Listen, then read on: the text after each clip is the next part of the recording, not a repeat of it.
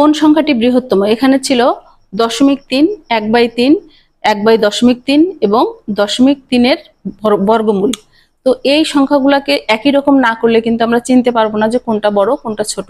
তো একই রকম করে নিতে হবে, তার মানে সবাইকে প্রথমে আমরা ভগ্নাংশ আকারে লিখে নিব।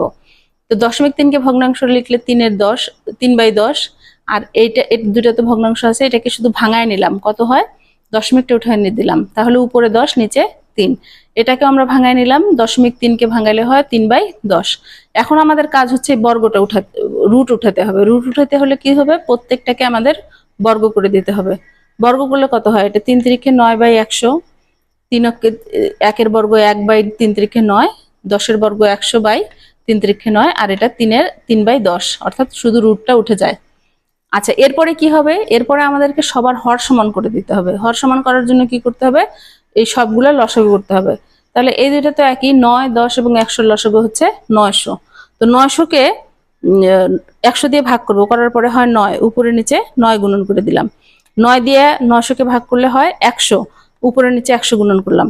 আবার 9 দিয়ে 900কে ভাগ করলে 100, উপরে নিচে 100 গুণন করলাম। 10 দিয়ে ভাগ করলে হয় 90, উপরে নিচে 90 গুণন করে দিলাম।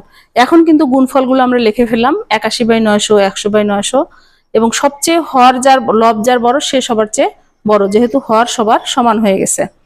তো এখানে কিন্তু সবচেয়ে বড় হচ্ছে 10,000, তার মানে এই সংখ্যাটা বড়, গ সবার চেয়ে বড়। আর যদি ছোটটার বলতো, তার মানে এই সংখ্যাটা সবার চেয়ে ছোট।